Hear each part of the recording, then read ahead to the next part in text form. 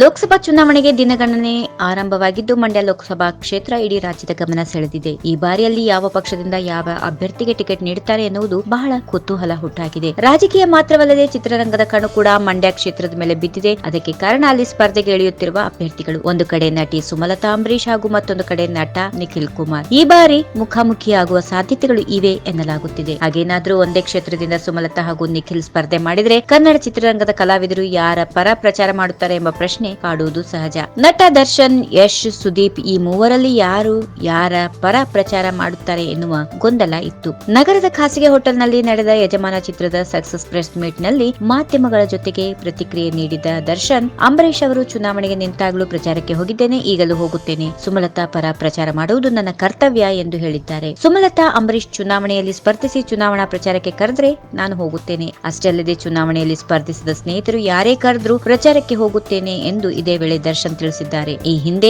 ಮಾಜಿ ಸಿಎಂ ಸಿದ್ದರಾಮಯ್ಯ ಅವರನ್ನ ಭೇಟಿ ಮಾಡಿದ ದರ್ಶನ್, ಸುಮಲತಾ ಅವರಿಗೆ ಟಿಕೆಟ್ ಕೊಟ್ರೆ ಮಂಡ್ಯದಿಂದ ಅವರನ್ನ ಗೆಲ್ಲಿಸುವುದು ನನ್ನ ಕೆಲಸ ಎಂದು ಹೇಳಿದ್ರಂತೆ. ಮಂಡ್ಯದಲ್ಲಿ ದರ್ಶನ್ ಬಳಗ ದೊಡ್ಡದಿದೆ. ಬಹುಶಃ ಇದು ಸುಮಲತಾ ಅವರಿಗೆ ದೊಡ್ಡ ಪ್ಲಸ್ ಪಾಯಿಂಟ್ ಆಗಬಹುದು. ನಮ್ಮ ಕುಟುಂಬ ಬೇರೆ ಅಲ್ಲ, ಅಂಬಿ ಮಾಮ ಕುಟುಂಬ ಬೇರೆ ಅಲ್ಲ. ಸುಮಲತಾ ಅಮ್ಮ ತೆಗೆದುಕೊಳ್ಳುವ ಎಲ್ಲ ನಿರ್ಧಾರಕ್ಕೂ ನಾನು ಬದ್ಧನಾಗಿದ್ದೇನೆ. ನಾನು ಸುಮಲತಾ ಅಮ್ಮನ ಪರ ನಿಲ್ಲುತ್ತೇನೆ ಎಂದು ಹೇಳುವ ಮೂಲಕ ದರ್ಶನ್ ತಮ್ಮ ನಿರ್ಧಾರವನ್ನ ದೃಢವಾಗಿ ಹೇಳಿದ್ದಾರೆ. ಮಂಡ್ಯ ಲೋಕಸಭಾ ಕ್ಷೇತ್ರದಿಂದ ಸುಮಲತಾ ಅಂಬರೀಶ್ ಪಕ್ಷೇತರ ಅಭ್ಯರ್ಥಿಯಾಗಿ ಸ್ಪರ್ಧಿಸುವುದು ಬಹುತೇಕ ಖಚಿತವಾಗಿದ್ದು, ಸುಮಲತಾ ಅಂಬರೀಶ್ ಪರವಾಗಿ ಚಾಲೆಂಜಿಂಗ್ ಸ್ಟಾರ್ ದರ್ಶನ್ ಪ್ರಚಾರಕ್ಕೆ ಗ್ರೀನ್ ಸಿಗ್ನಲ್ ಕೊಟ್ಟಿದ್ದಾರೆ.